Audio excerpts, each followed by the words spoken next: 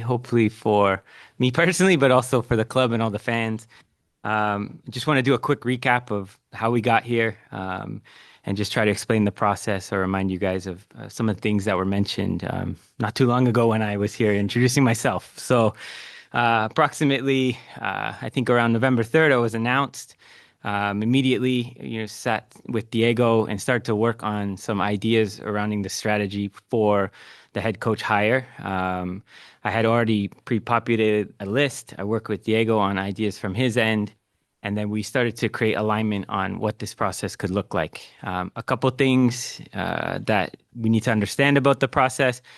Starting it in November, kind of eliminates some of the time that would be required for me to spend a lot of time with people, getting to know them, understanding what they're all about. And so I was pretty strategic in terms of what that list looks like. And we had a long short list and then a short finalist list from that. I will say that I do know a lot of people, so it's not just because I didn't know someone necessarily that they wouldn't be included. I do have good contacts and ability to understand what people could be like, but I thought it was very important for this next phase of our kind of growth as a club to ensure that we had complete alignment from ownership to the president and Diego and myself and the head coach to create the stability that's required in my experience for long-term success and obviously for winning championships one day. So that is where we landed. We went through a multi-round interview process. We interviewed a number of different candidates, and it was clear throughout the process that we were in a good place in trying to get Yoan on side. There was some challenges, obviously different opportunities that he had to work through in terms of potential suitors. But I'm very pleased to announce Yoan as our next head coach. And I do want to just go through a couple of the different characteristics of why we chose him as well. So the first that I mentioned before is the person. So Yoan possesses a really warm personality. He's a great human being. He's someone that I know and trust from our time together. And he's someone that I think will be a very clear communicator with not only you guys, but the staff and also the players. And I think that deep down is someone that I can trust will maintain a calm head in the good and the bad, and that will be able to work with, in the good and the bad as well. I think that's very important for me day to day. I've always get told when you are appointing a coach, make sure it's someone that you can work with 23 of the 24 hours a day. And I think so far, so good. Come back in 6 months, but I'm pretty sure we'll be okay as well. So that was very important. The second thing is the club. So in terms of the vision for the club and the sporting leadership, we're looking for someone to sit and work alongside of all the other departments that we'll be building out. I mentioned, the ability to incorporate and use data in their coaching preparations, understanding how to incorporate different opinions from scouts and external evaluators of talent, how to, I guess, use the performance department to the best of their abilities, incorporating that into his day-to-day preparations. And in general, creating a collaborative experience for all members of staff to highlight their skills at the table together was very important for us and obviously for the club. And then the last part is the coach, which I'm sure he will speak more on. But, he's a very open-minded, modern thinker when it comes to the game. He's able to evolve with the trends and changes very quickly. He seeks out new ideas, but he has, in theory, a very clear and very strong idea of how he sees the game and how he wants to play. And I think that will translate very well, given the other skills I just spoke about, to the players and obviously the rest of the club very quickly. So with all those things said, the last piece I would add is he comes from a winning organization, someone who knows what it takes to win trophies, someone who wakes up every day thinking about what that looks like and how to do it. And that was a huge priority for us in the club as well, to add more people with that knowledge to help bring people along, but ultimately to achieve our goal as a winning organization and one day to bring trophies here. So that is the reasons in a nutshell. Hopefully that was not too extensive, but it gives you a clear picture of what we worked off of. I will hand it over to Yoan to introduce himself and obviously to talk more about the coaching side. But most importantly, thank you guys for your patience. I know it maybe felt long. It didn't feel like a long time for me, but this is something you're not trying to rush. I will say I feel like I delivered it pretty quickly, but I know it's been longer than I got here. And so a real big appreciation for everybody while we got this right. So thank you. Over to you, Yoan. Thank you. First off, like really nice to see you all. I'm really excited to be here. I want to thank first of and foremost like the ownership group, Diego and Corey, for bringing me in St. Louis. I'm really excited by the project, by the vision of the club, the vision that ownership has showed as well through the process. It's been really exciting for me. So I'm excited to be here. I also want to thank like the coaches I worked with. As you know, from my background, I've worked with a lot of coaches that have been mentors for me in those years, and obviously I'll finish with my family and friends. As you know, like we don't spend enough time with them, but they've always been there in that process of supporting me as well. So, like I was saying, I'm really excited to take that step to be here with you this morning, and also to bring the vision of the club to fruition. That's my goal. That's why I'm here. I'm excited to work with Corey. What I've seen through the process is great people with a great vision, and also like a big like will for alignment. And that's what we're trying to bring here together. I'm excited to be a part of that, and I'm excited to get working with the players as well that I enjoyed speaking with this morning on the phone. So yes, really excited to be here, and looking forward to also spending some more time with you guys. Awesome. We'll start with Tom, but we ask that you direct the question to Corey or Yoann before you ask. Go ahead, Tom. Yoann, this is Tom Timmerman from the St. Louis Post-Dispatch. Hello. Hi. Welcome to St. Louis. Thank you. Two things here. One, just how big of a challenge is this with a team that has missed the playoffs the last 2 years to get them back? And what does it mean to you as you've been an interim head coach, but to be an actual head coach? So I'll answer those two questions. The first thing, I don't see that as a challenge. I see that as an opportunity. I think after 3 years at the club, like, of course, like you learn a lot from like what you could have done differently or what you could have done better. And I think there has been a lot of learning like done at the club for the past 3 years. Today, I see that as an opportunity to turn the page on those 3 years and to learn from it and to start a new phase, a new chapter. So that's the way I want to approach it with the staff, with the players as well. And that's why I'm excited. I'm excited about the opportunity. Speaking about me and my background a little bit, I'd say there's 3 things that help me be where I am today. The first thing is I put myself through extensive education. I'm someone that's always seek for progress, try to improve, try to think outside the box and how I can get better. I've done my pro license like 5 years ago coming out of Cincinnati. So I've really put a lot into my education. The second thing is I've experienced like a lot in the past 10 years, like whether as an assistant coach, as an interim head coach, as a head coach in USL Championship. Those experiences have helped me get an insight on like what it takes to win. I've been part of like moments that were very difficult in Cincinnati, but also very successful moments in the past few years. So I've had like also some incredible insights on what it takes when it comes to winning. And the last thing, I mentioned it in the intro, is also the mentorship. I've worked with incredible coaches. The last in date was Wilfred Nancy. Worked with Greg Vanney as well very closely, and Mikey Varas with the youth national team. Those coaches have also helped shape my view of the game and how I want to approach it in that opportunity. So that's how I feel strongly about like what's to come and about the project that we're running right now. Is it a good feeling though to be a head coach and just not an interim head coach? Of course, it's a great feeling. Like right now, it's like the start of something new. And again, like when you see the project and the resources and most importantly, the people like around that project, of course, it feels amazing and I'm excited by it. We'll go to Hockman, Justin, and Matt. Hey, I'm Benjamin Hockman from the St. Louis Post-Dispatch for Coach. Corey mentioned your style of play. What is your style of play and why do you think it will win games? Yes, that's a great question, and I think we'll discover more as well with the team and how we work together, like in preseason, what we can do. But I want to bring a proactive approach, like with and without the ball. I want us to be a high pressing team. I want us to be more on the front foot as well with the ball, like controlling more of the game.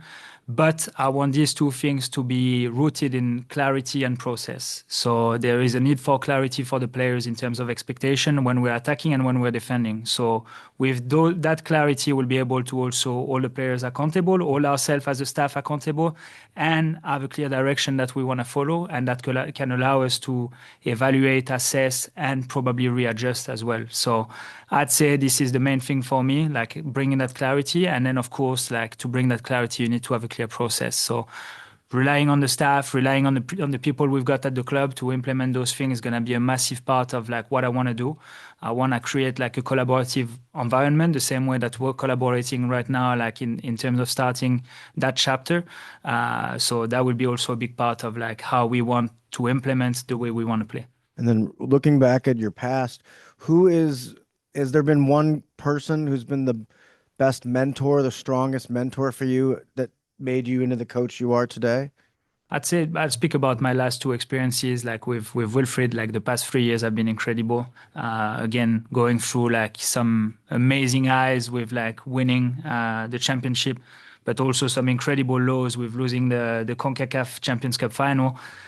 So I'd say like that collaboration, like we've known each other for like more than 10 years. So working together, being part of the day-to-day, like rolling up our sleeves was amazing, like in terms of shaping the way I see the game and how I see like the process and creating a winning project. But my also relationship with Greg Vanney in the past, like at Galaxy, was very short but very intense and very, very good in terms of also helping me understand the power of relationship and connection with people. So those two people have a special place for me, and I took a lot from them, definitely. Thank you. Justin? Corey, a question for you. You mentioned kind of starting this process a little bit late. There was some time before you got here when the coaching search was also ongoing. Can you describe a little bit about that process of coming into a process that was already ongoing and how you were able to not necessarily start over, but take the ball from there? Yeah, well, I'm aware there was probably discussions. I think if I go back to the most important thing, alignment, I think I have to give credit to everybody here that they were patient, even though maybe people were not asking them to be patient, and were able to wait until, I got here to really align the whole process. So I think that gave us a real good strategic starting point to then make the right decision. Before some of that, in terms of our shortlist, and that we did engage in a decent amount of discussions, especially with ownership, on how they view, this process going forward, the type of person that they're comfortable with in terms of the short term and long term, what that looks like in terms of degrees of risk. And I can say that the ownership group is extremely excited for our ability to go for it and try to win games, as much as possible. And I think that level of trust, maybe you guys don't know because you haven't been in this type of role and I'm just getting to know it, but I know it's very important when you have the support to be brave and to be bold and to create excitement, even though at times you might have some, goals conceded. I think getting that feedback from ownership allowed me to really focus on what that group of people could look like, and to be brave in our approach too, to know that we want to be on the front foot. We want to be dictating these games, and we want opponents to come here and think about how, they just want to get on the flight when they leave. And I think having that support from ownership to find the right person in this way was really crucial to then narrowing down the profile to find Yoan. Then for Coach Damet, what about, I know you had other opportunities elsewhere, but what about St. Louis and this project specifically can drew you in over those other opportunities? First, like the same way you'd ask me, like, what do I need to be successful? I'd answer the people. I think the main thing that makes the project is the people, and meeting like ownership, meeting Diego, knowing a lot about Corey, like, is definitely something that having that vision of alignment, and that possibility that it could be real, like, definitely had like a big like attraction to me. The second thing, of course, are the fans. Like when you look at the fan base, like there's not many teams that can say like they have the fan base that there is here in St. Louis. So like I was for the first time at the stadium earlier this season, and it was amazing to see like the atmosphere at the stadium. And then the last thing are the resources. When you see the facilities and the stadium we've got, like there is no better places to come and start a new project and actually have all the tools and resources to help the team in terms of what you want to implement. So these three things coming together, the people, the fans, and the resources, like for me was incredible in terms of making a decision and being here today. We go Matt, Frank, and then Jonathan. Yoan, Matt Baker with Flyover Footy Podcast. Can you speak a little bit about what qualities on the field of players matter the most to you as you begin your search, along with Corey in the front office, in signing the remaining players for the squad? Yeah, it's a great question. Like again, like these are the processes we're going through now in terms of establishing like clarity in the player profile we're looking at. I'd say the thing we've discussed is more like the main qualities we're looking at like within like the group of players that is already there with the players we've got is like the grit that we want the players to have, like in terms of like hardworking players. The second thing is more around like awareness and coachability. Like, can the players be flexible? Can they be coachable? Can they expand? And the last thing is revolves around the craft. Like, can they be technically sound, where they can actually like take some risk, take some initiatives, but also like execute on them. So I'd say those are the three things that we've discussed, like on a bigger scale. Now we're going more into like individual and positional profiles, and that's the next step that we're taking in terms of like looking at the roster and looking at future profiles to join us. I guess question for the both of you, Corey or Yoan, where do you see the biggest areas of need remaining in the squad? That's a great question. We're working on that now. I think there's obvious answers, in terms of just openings. So I don't need to necessarily go through each one, but we have. Good though. Yeah, I mean, I think it's clear there's certain positions that are open that we will target first, and then as we evolve the discussions a little bit deeper, it will be more around the profile type and like the squad evolution over the next 6 to 12 months. But short term, I think we definitely have a need on the back line. I think that needs to be addressed, and then we'll work on the rest as we get through the profiles together. Frank. So, Yoann, I read somewhere you started being a coach at age 13. Is that true? You had a team? That's incorrect? At 16. 16. Okay. So, but at what age did you know this was going to be your profession, and why do you love what you do? That's a great question. I'd say the moment I stepped into coaching at 16, I thought this is what I want to do for a living. And I was actually speaking about that yesterday with Diego, our president, in terms of there was two things that I really enjoyed about coaching. The first thing was the education part, because I started with youngsters. So I think transmitting values was something that was dear to me. And the other piece was like, if I could transmit the game I love in the way I love it, I think that was also something I wanted to do. So like very early, I knew that's the path I wanted to take. But I'm also joking with Corey and Diego the other day, saying like my parents at the beginning like probably looked at me and thought like that's gonna be a hard reality check like in a few year time. So I'm happy I took on that journey. Again, like it's a journey that is not linear, and like there is a lot of bumps in the roads, but I'm very, very thankful for all the opportunities I've got throughout my career, and today marks a milestone for me as well. But I'm excited to keep going like with the journey I decided to take now 20 years ago. So exciting time. Jonathan and Lynn. Jonathan All with St. Louis Public Radio. Coach, the fan base here is frustrated. We've seen a lot of turnover in 2 years. How will you balance coming out strong and showing them things are different, but also building something for the long term? Yeah, it's a great question. Again, I think I completely understand the frustration from the fans. I think now is the opportunity to start a new cycle, a new chapter with like a new leadership. Corey mentioned many times about alignment. I think there is going to be alignment in that project. I think what I'm looking forward to is like to getting to meet the players, getting to work with them. I think again, there is going to be like a very important block in preseason in building the way we want to look like, and also like addressing potentially some position needs where we're at, some roster needs at the moment. For me, it's all going to be about like, again, what we want to implement, but don't forget that what we want to implement is what we think is going to be the best way to make us win. So I think we want to find that balance quite early on, using that block of 6 weeks in preseason to build a foundation of what winning is going to look like for us and being ready for the start of the season next season. Again, like I mentioned before, for me, it's all about clarity and process. So the process should help us also having a clear vision, a clear direction, but constantly evaluate where are we at, what do we need to improve on, and how can we readjust like across the course of the season. So that's the way I want to approach it. And I know the staff will be supportive in that regard, and that's the direction we're going to take. And Corey, will Critch stay with the organization? And if so, in what role? Yeah, I think it's important to address that. So first of all, the entire organization and the playing staff are very thankful for everything he's done. We're in discussions about a role within the club and keeping him here. And that's something that we'll work with him over the next, hopefully, few days to determine what's best for him. But club holds him in high regards. It'd be great to keep him if we could. For Yoan, hi, Lynn Worthy from the St. Louis Post-Dispatch. You referenced sort of your sense that a lot had been learned over the first couple of years here with this organization and the vision of ownership. I wondered for you, how would you describe what that vision was that was translated to you as what this will look like going forward and the head coach's position within that vision?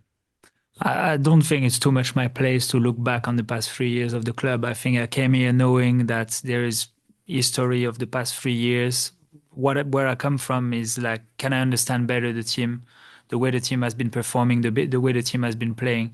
I think the main thing that should give you an understanding of the direction we want to take is that word alignment. Is again having like people working together, creating a path that we want to take for the future and like sticking to that path and constantly evaluating and constantly like looking to improve. Like that's for me like what it's about. Again, there's been tons of learning, like I'm here as well to get to understand like what they are.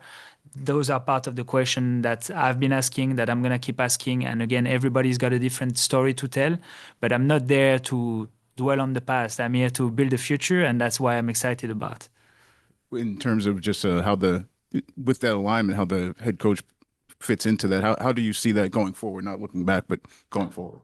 Again, I think it's a relationship that the club wants to build from like the top all the way down. Like that's my relationship with Corey, where we can discuss openly, where we can like again have some conversation and feed each other off with like some ideas, you know, where we can have that transparency in terms of like, where is the team at? What do we need? How can we get better? And those questions can be asked, and that conversation can go both ways. And that's where I see the alignment is, again, where do we stand now? Where do we want to go? And how do we get there? And constantly being in those conversations on how do we create that process that will allow us to get there. Thomas Schwartz and Santi. Coach, everybody knows how great French football is. Players all over the world, coaches all over the world. Why is that? And whatever it is, can you bring some of that magic here?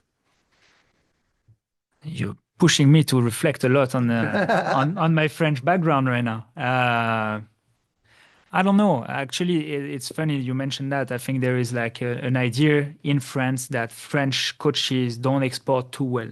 They don't work too well abroad. I'm a little bit the exception in that matter. I think Wilfried is another exception in that matter.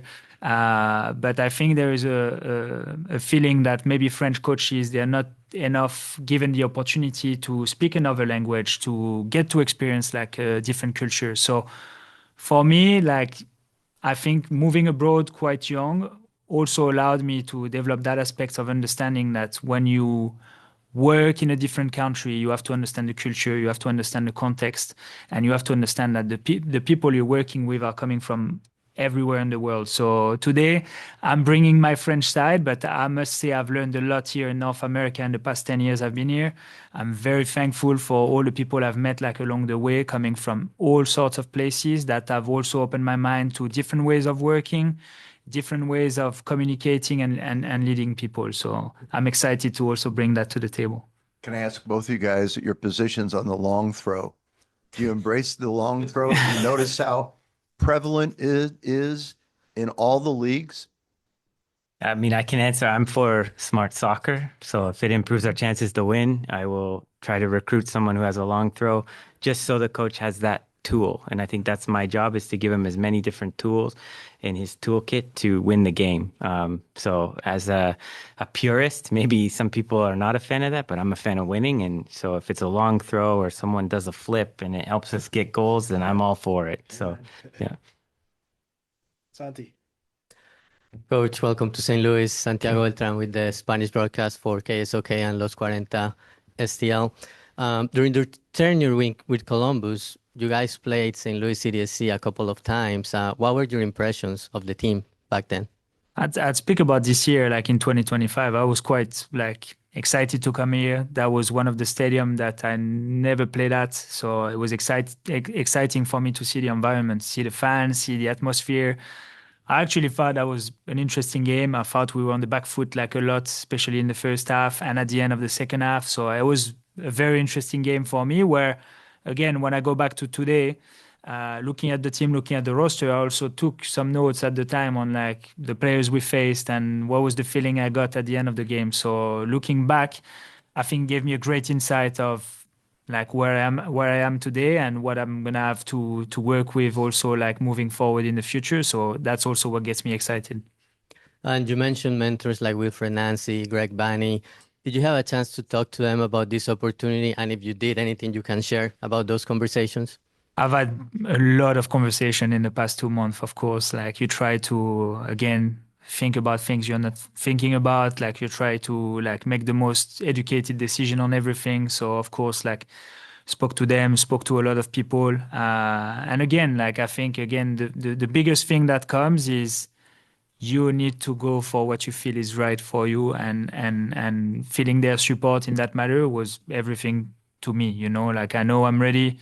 I know this is right and more than right. Like I'm really, really happy to be here and having their support and having their words also like of encouragement, like whether it was before, whether it was yesterday when things have been announced is something I'm grateful for. We'll go to Corey, Matt, then finish with Drew. Hey, Coach. Corey Miller from Channel 5. You said you mentioned or you noticed the passion of the fans here when you've been here a couple times.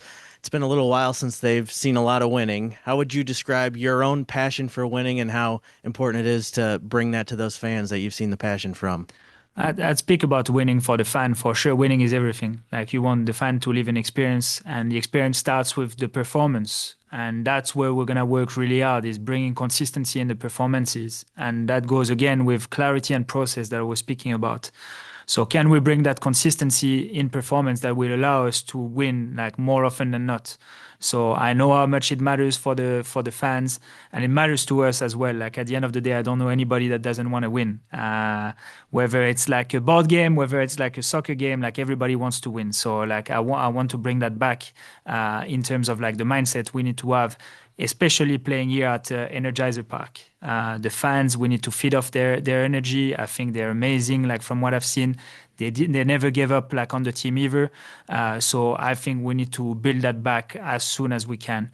The winning piece for me is also like not getting carried away with the winning. Sometimes winning can hide a lot of things. So can we also be stable enough to understand that in the winning, there is also some lesson to learn and use those lessons to build on the consistency that I'm speaking about.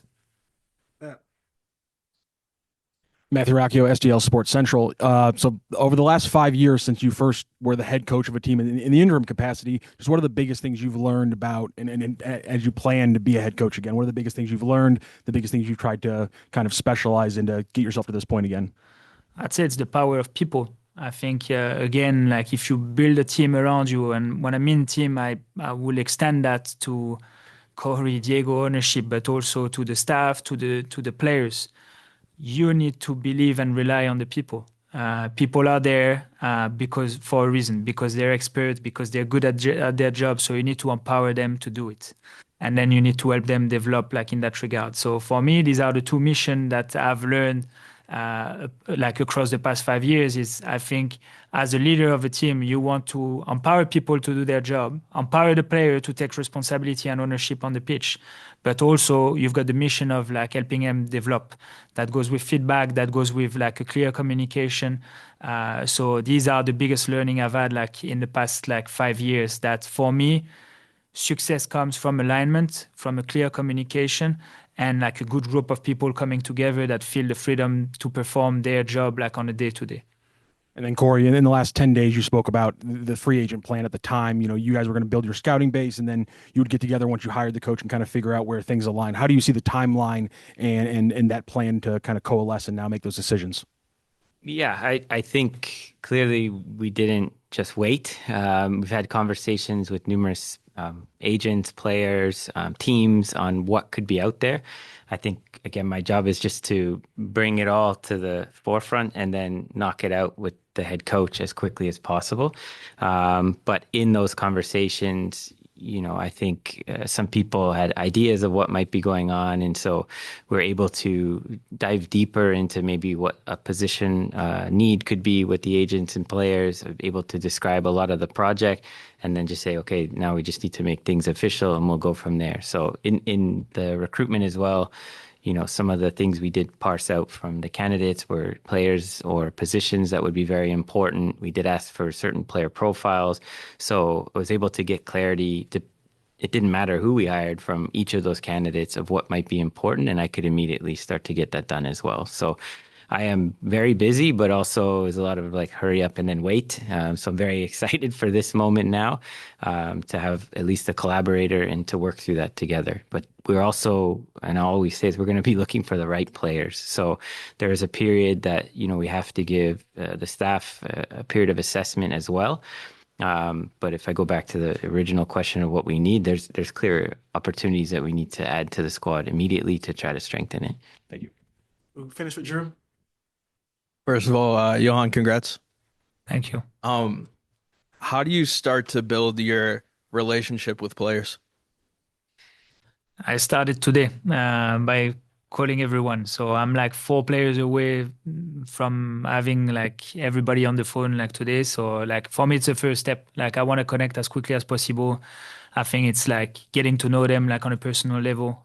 This is part of like the things that are important to me. I think before working with the players, you're working with human beings. Before working with staff, you're working with human beings. So can we understand like the human piece before understanding the player? I think that will help us also push those guys like on a daily basis. So started today trying to get everybody on the phone, like individually, get to understand where they're at, if they're enjoying their time away as well, giving them a feeling of like what environment they will go back to in January. And then, of course, it's going to be about like January, hitting the ground running with those guys. Like I'm looking forward to the first training session, to the first meetings, to the first interaction. Like I'm really excited to start that collaboration also with the players, because at the end of the day, that's what it's all about. All right, and then Corey, you got your coach. What's next for you in the organization?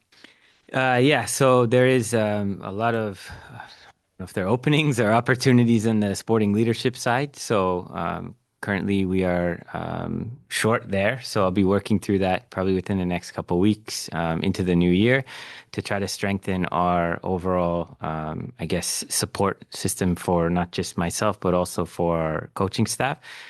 Key areas that need to be improved would obviously be in the scouting side, in the data and insight side. And then I refer to the rest of that as like a sporting leadership side of improvements that are required to allow us to, me specifically, to spread out some of the workload, to continue the pace in which we need to get things done to be competitive, but also to add more experts in different areas to help the club in general through alignment. As word is obviously the buzzword today, but in all the departments. So we look at like a clear pathway for players from the academy up to the first team. We look at clear methods for recruitment and scouting from the academy to the first team. We need more people leading that and bringing the different departments together. And I think that will be something, it has been something I've already been working on over the past couple of weeks as well. But clearly this was most important. So all of the work has been done to get us to this day. And then now I'll move forward with the rest of those, I guess, strategic appointments. Awesome. Corey, Yoann, thanks for joining us. Thank you. Thank you. Thanks, everyone. Thank you.